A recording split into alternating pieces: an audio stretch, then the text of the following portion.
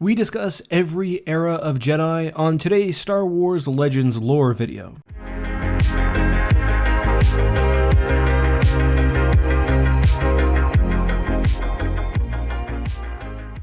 Hey guys, this is EckhartsLadder. Hello and welcome to another Star Wars Legends lore video. Today, we'll be taking a deep look at the Jedi of Star Wars Legends, and specifically, I've gone through Star Wars history and delineated 6 eras in the history of the Jedi, which we'll be discussing today. Now, going into this video, I want to set your expectations properly. I focused here on looking at the eras of the Jedi. So, while I will be broadly exploring history, I'm not going to go into every conflict unless it widely defined an entire era. You'll see especially what I mean when we get to the time period before the Jedi Civil War. These eras also aren't official, they're just ways that I decided to mark certain points in history. I think each different era is defined by different core principles of the Order, a different structure, a different belief system, all of which I'll try to describe as I go through. However, before we continue, today's video is sponsored by Epic Games. As you guys know, Star Wars Jedi Fallen Order recently released, and as I've been saying, it's really good. It takes place about 5 years after Revenge of the Sith, and as I'm sure most of you know, you play as Cal Kestis, a Jedi Padawan on the run from the Inquisitorius. As you play, you gain new Force abilities, you customize your appearance, and just generally you become a bit more of a badass. It's a mix between a Metroid game, a Souls game, and what you'd expect from a normal Star Wars fare, and as I've said, it's awesome. Right now, Jedi Fallen Order is available on the Epic Games Store for only $59.99, and as you buy it, you can support your boy Eck by clicking the link below to download Star Wars Jedi Fallen Order and using my creator code for Epic, which is EckhartsLadder, and you can use that for any Epic product. By the way, and this is cool, if you do buy Fallen Order from the Epic Games Store, you get a free Stormtrooper skin within Fortnite. That is, if you're playing the PC version.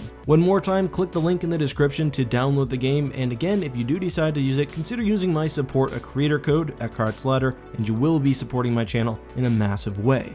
Anyway, the first era I want to explore looks at the beginnings of the Jedi Order, which itself is largely defined by a conflict between the dark side and the light side. So, I've titled this era Formation and Conflict. As we learn in the Dawn of the Jedi comics, the origin of the Jedi Order can be tied to the appearance of mysterious ships known as the Tho-Yor, which brought beings from across the galaxy to the planet Tython. The people of Tython would eventually call themselves the Jedi Order, not unlike what the Yuuzhan Vong called Jedi, and would study 2 aspects of the Force, the Ashla and the Bogon. Unlike modern Jedi specifically studied both the light and the dark, the Ashla and the Bogon, believing that true balance was an important aspect of the Force. This would all change with the aptly titled Force Wars. After seeing the dark side of the Force truly in action when fighting the Rakata, many Jedi pushed for Bogon to be abandoned totally, while the followers of Bogon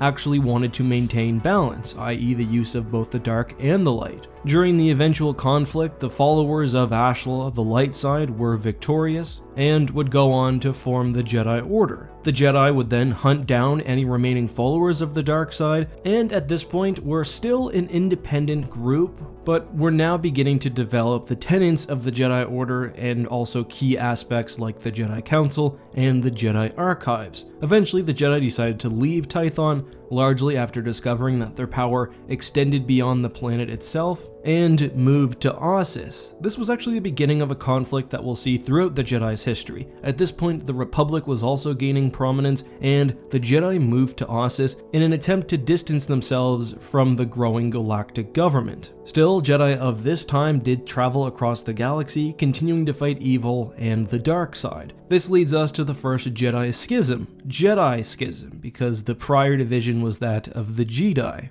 The Jedi Schism saw an ex-knight named Zendor leave the Order and found the Legions of Leto. disturbed by the fact that the Jedi Order refused to open themselves to new knowledge. The subsequent conflict was known, as I said, as the First Great Schism, and saw the traditional Jedi Order remain dominant. Eventually, the Jedi did join the Republic and participated in the Taiwanese War. The Jedi were based on Ossus, so were in a good position to monitor the Taiwanese, who were nearby galactically, and they also established several outposts to help try to maintain the peace. However, they did seclude themselves during the Pius Dea Crusades, which I've covered in a prior video, which saw the Republic generally just not be very pleasant. They secluded themselves on Ossus, but the Jedi eventually stood against Chancellor Constipex, and Master Biel Ductavis was named the new Chancellor of the Republic, one of many Jedi Chancellors who would serve throughout history. That takes us to the end of the First Era, all of which covers about 25,000 years, between 36 or so thousand years before the Battle of Yavin and 10,000 years. For the Jedi, the key aspects of this era were choosing to follow the light side, the formation of a formal order, dealing with the first Dark Jedi exiles, and of course taking their place in the greater galactic society. This of course would be only the beginning of conflict, and I've titled Era 2 The Sith and Total Wars. So although the Sith are seen as the ancient enemy of the Jedi, they hadn't even existed as a philosophical order by this point. They were only a species on the planet Korriban. Any Jedi which embraced the dark was known only as a,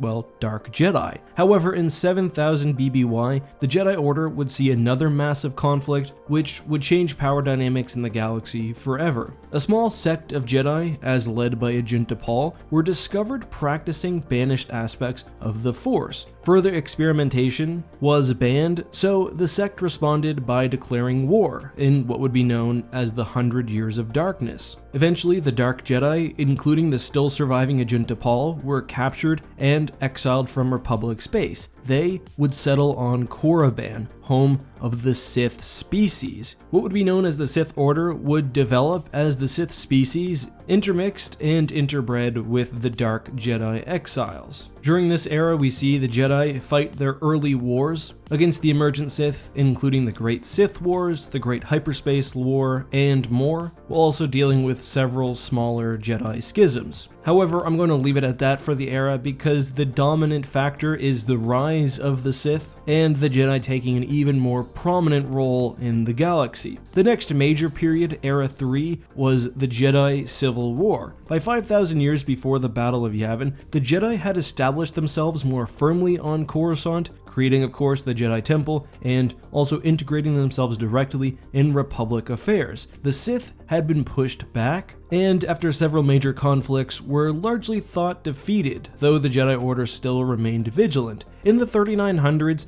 the Mandalorian Wars began, which saw the Republic pushed back by a massive invasion. The most notable part of the Mandalorian Wars for the purpose of this video is the fall of Revan and Malak. Revan and Malak led a sub-Jedi faction known as the Revanshists, who actively fought against the Mandalorians while the rest of the Jedi Order generally did not. Revan and Malak at the end of the war visited the planet Dromund Kaas and met the nearly immortal Sith Emperor Vitiate. Although both were able to break the brainwashing he gave them, both Revan and Malak were corrupted and fell to the dark side. After the war, the two fallen Sith found the ancient Starforge and established a massive force, taking with them many who served in the Mandalorian Wars, including the Jedi Revanshists under their new faction. The new Sith Empire thus declared war against the Republic and was extremely successful early on. If you want to learn more about this war, play Knights of the Old Republic. However, because I don't want to spoil anything in case you do play the game,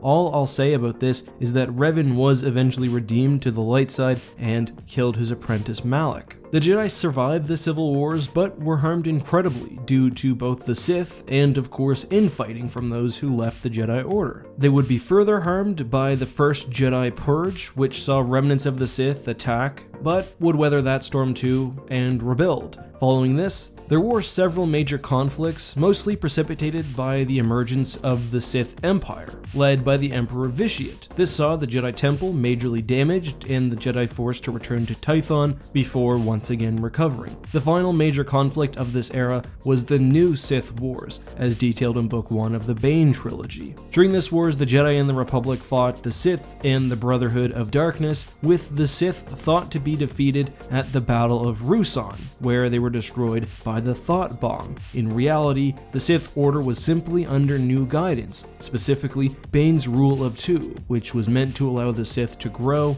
out of sight of the Jedi with always one master and one apprentice. This era started at 5000 BBY. As I mentioned, the Mandalorian Wars and the Jedi Civil War all happened in the 3900s, while the 7th Battle of Yuuzhan, which saw the Sith thought defeated, was in 1000 BBY. The key themes of this era is major harm coming to the Jedi Order, Jedi betraying the Order, and most importantly, the disappearance of the Sith. Finally, we have the Late Republic era, which starts 1000 BBY and takes us until Order 66 and the prequels. I'm only going to briefly cover this one because I assume you guys have seen the movie, but the Jedi flourished during this time, but increasingly became entangled with government affairs. In my opinion, the Order was dominated by a strict adherence to dogma, and as I'll discuss in a later video, were arguably corrupted by their increasing role in conflicts and their direct presence on the planet Coruscant. The former was certainly true, as the Jedi became generals during the Clone Wars, until they were, as I'm sure most of you know, nearly wiped out during Order 66. At this point, the Jedi Order essentially ended. Although some individuals of the old Jedi Order did survive, the next era is that of the New Jedi, which saw Luke Skywalker begin his new Jedi Order. And given the fact that Luke was not a Jedi of the old ways, this is arguably a clean break in history. And the new Jedi Order reflected such, removing restrictions on marriage, valuing adherence to the light side of the Force above strict rules, but also attempting to figure out how things should be done. Luke attempted to train several apprentices, but his first true class of Jedi were not established until after Operation Shadow Hand. Recruits were found from across the galaxy, studied at Luke's Jedi Praxium on Yavin, and were used largely as diplomats and agents of New Republic interests, who supported the Order at this time. The Jedi would be challenged immensely during the Yuuzhan Vong War. Although the first masters were gaining prominence, the Order was still much smaller than it had been, and the Jedi would be whittled down even more by the Yuuzhan Vong, who saw them specifically as a major threat and also tried to turn the galaxy against them. Internal strife took hold on several fronts. On one hand, Jedi like Kip Duran advocated for a far more aggressive attack against the Vong, while on another, Jedi like Jacen Solo were grappling with the age-old question of what distinguishes the dark side from the light. Is it the intention of one's actions or the action itself? After the war, the Order would take another strike as its brightest star, arguably, except for Luke Skywalker,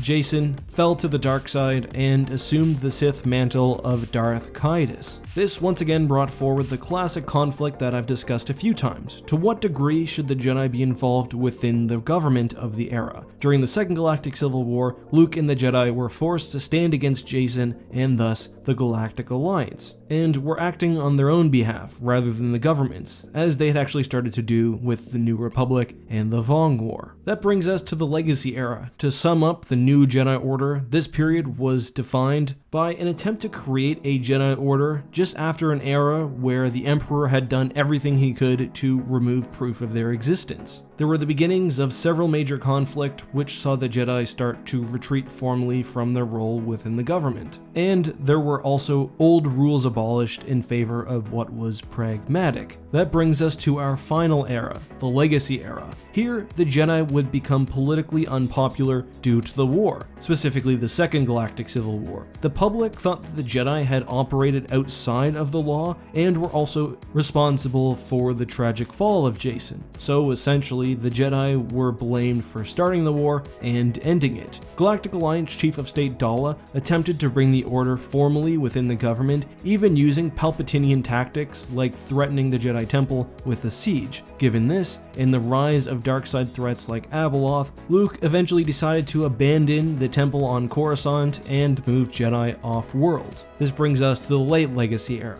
The Jedi were once again slaughtered, this time at Ossus, as they were hunted down by the Sith, which, over the past 100 years, had gained power throughout the galaxy. The Jedi created a triumvirate, with the remnants of both the Fel Empire and the Galactic Alliance to push back the Sith and re-established rule of the galaxy. This time, the Jedi were not part of the Republic, they were actually an equal part of a triumvirate set to rule the galaxy, which I think is an interesting change. That, however, takes us to the end of recorded history, and the end of our final era, the Legacy era. I hope you guys really enjoyed this video. It was a lot of research, it's definitely a bit longer than usual, so if you did, consider checking out the sponsor, which I've linked down in the description, dropping a thumbs up, subscribing, and turning that notification bell on so you don't miss my next upload. All the support, guys, has been really appreciated. It's been a great month for the channel, and I just wanted to let you guys know that I really appreciate each and every one of you. Until I see you next time, have a great night, and may the Force be with you.